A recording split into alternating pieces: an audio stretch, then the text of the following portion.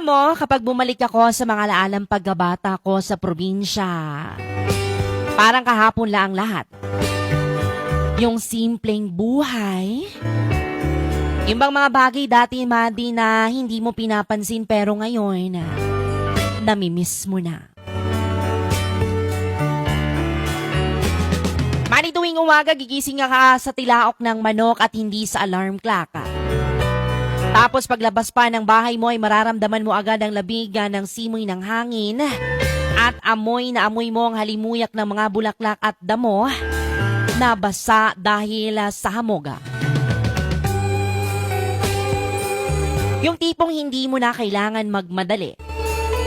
Dati, ibang walang cellphone na hawak-hawakan, kundi pamalo lang ni nanay kapag